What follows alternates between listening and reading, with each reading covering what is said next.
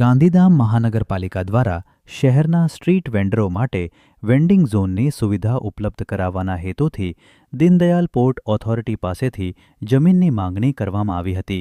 આ અનુસંધાને Deendayal port authority દ્વારા ગાંધીધામ ખાતે 2 ખાલી પ્લોટની ફાળવણી, 2 ફૂડ વેન્ડિંગ ઝોન અને 1 શાક માર્કેટ વિકસાવવા માટે કરવામાં આવેલ છે. આ વેન્ડિંગ ઝોન અને શાક માર્કેટ માટે ગેટકો દ્વારા 2 કરોડ CSR ફંડની સૈદ્ધાંતિક મંજૂરી આપવામાં આવી છે. આ વેન્ડિંગ ઝોન તથા શાક માર્કેટમાં અંદાજિત 200 જેટલા વેન્ડરોને સમાવી શકાશે. બંને food vendor zone, paver block, નાગરિકો માટે બેઠક વ્યવસ્થા, એક સરખી સ્ટોલ, સ્ટ્રીટ લાઇટ તથા પાણીની સુવિધાથી સજ્જ રહેશે અને શાક માર્કેટમાં થલા, ટોયલેટ, પાણીની સુવિધા કરવામાં આવશે.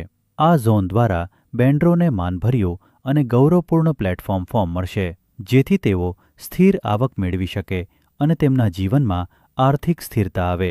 સાથે સાથે આ વ્યવસ્થા સ્થાનિક સ્તરે આર્થિક વૃદ્ધિને પ્રોત્સાહન આપશે અને શહેરમાં સ્વચ્છ તથા આરોગ્યપ્રદ પર્યાવરણ જળવાઈ રહેશે. ટ્રાફિક વ્યવસ્થા વધુ સુદૃઢ બનશે.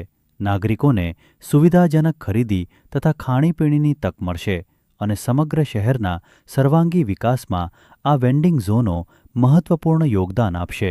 ઉપરોક્ત કામ માટે ગાંધીધામ મહાનગરપાલિકા દ્વારા ટેન્ડર બહાર પાડી દેવામાં આવ્યું છે.